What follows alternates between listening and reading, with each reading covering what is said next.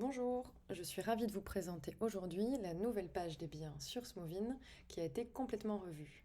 Pour la découvrir, rendez-vous sur votre patrimoine, ensuite sur l'onglet biens et sélectionnez un de vos biens.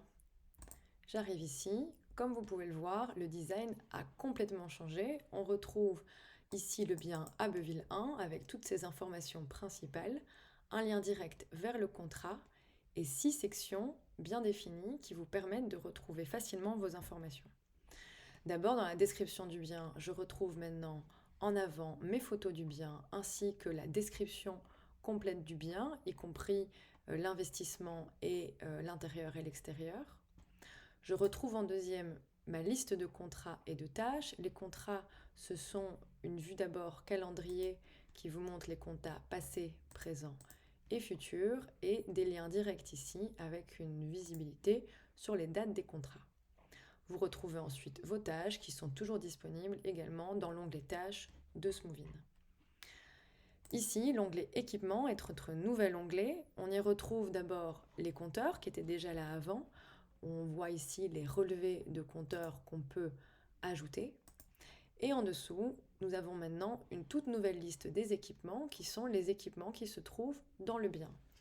Vous pouvez par exemple ajouter des chauffe-eau, des chaudières, des alarmes, pour chaque une référence, la date du dernier entretien et la date du prochain entretien. Quand celle-ci est dépassée, comme vous pouvez le voir, elle sera indiquée en rouge. Vous voyez également qui est responsable de l'entretien, est-ce que c'est le locataire ou le propriétaire, et modifier toutes les informations. Ce n'est pas encore lié avec vos tâches, mais ça le sera dans le futur. Ensuite, j'ai une section dépenses où là on a aussi une grande nouveauté. On vous laisse à partir de maintenant ajouter vos emprunts sur Smovin. Et donc ici par exemple, j'ai ajouté un emprunt de 200 000 € et je peux voir la part qui a déjà été remboursée en capital et en intérêt et ce qu'il me reste encore à rembourser d'ici l'échéance. Je peux également visionner les détails du tableau d'amortissement sur un modèle. En dessous de cet emprunt, j'ai mes autres dépenses que sont les factures et je vois ici des factures à charge du locataire ou du propriétaire.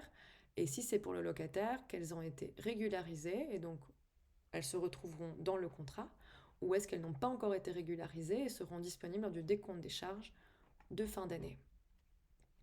J'ai ensuite une toute nouvelle section que nous avons appelée bilan qui vous permet de savoir où vous en êtes sur ce bien.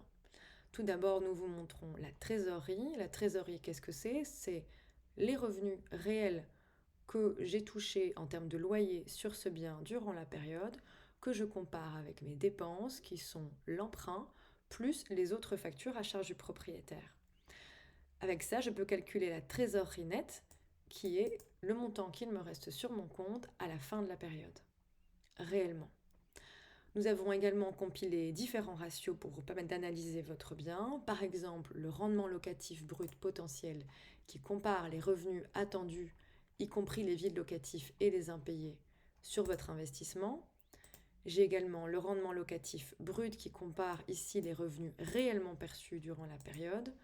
Et enfin, le rendement locatif net, qui sont les revenus réels desquels j'ai déduit toutes mes dépenses, mes factures propriétaires, mais pas l'emprunt.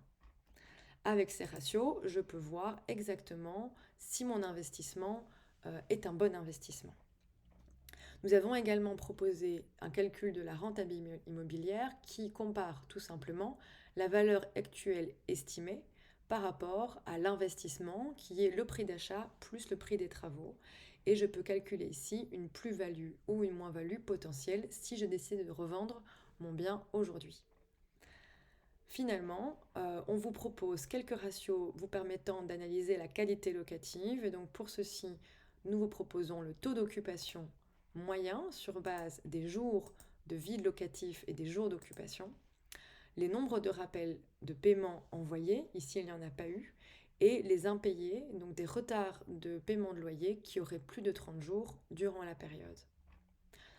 Et finalement, je vous propose les documents qui sont simplement un endroit où vous pourrez retrouver tous vos documents clés comme l'acte d'achat, les contrats d'assurance et les certificats, ainsi que vos autres documents.